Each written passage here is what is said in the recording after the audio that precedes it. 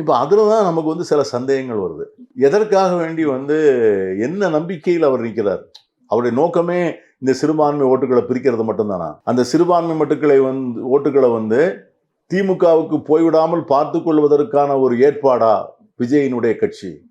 இது வந்து ஒரு நியாயமான சந்தேகம். அதை வந்து அவர் தான் அதை மாற்ற முற்படணும். ஆனால் ஒன்று உறுதியாக சொல்ல முடியும். இப்போ இஸ்லாமியர்களாக இருந்தாலும் சரி, கிறிஸ்தவர்களாக இருந்தாலும் சரி, அவர்கள் வந்து வாக்குகளை வந்து தே வில் நாட் வேஸ்ட், விரயம் செய்ய மாட்டார். ஏன்னா இன்னைக்கு மற்றவங்களுக்கு வந்து ஆட்சி அதிகாரத்தையும் கைப்பற்றுவதற்கு திட்டங்கள், தேவைகள் இவைகளை பெற்றுக்கொள்வதற்கான வழிமுறைகள் தான் தேர்தல். ஆனால் இஸ்லாமியர்களையும் கிறிஸ்தவர்களையும் பொறுத்தால் எங்கள் இருப்புக்கே வந்து நெருக்கடி, எக்ஸிஸ்டன்ஷியல் கிரைசிஸ். வீட்டில் பத்திரமா இருக்கணும், பொம்பளை பிள்ளைகள் பத்திரமா இருக்கணும், கல்வி கிடைக்கணும், வேலை வாய்ப்புகள் கிடைக்கணும், வன்முறைகள் இருக்கக்கூடாது, நிறுவனங்கள் இன்ஸ்டிடியூஷன்ஸ் ஒழுங்காக நடத்தணும், அதில் வேலை வாய்ப்புகளுக்குள்ளவங்களுக்கு பாதுகாப்பாக இருக்கணும். சத்தீஸ்கரில் 2 நன்ஸ் வந்து ட்ரெயினில் போகும்போது உடனே கூட்டு போய் நீ மதமாற்றம் பண்ணுன்னு கொண்டு போய் 9 நாள் உள்ள வச்சுட்டாங்க.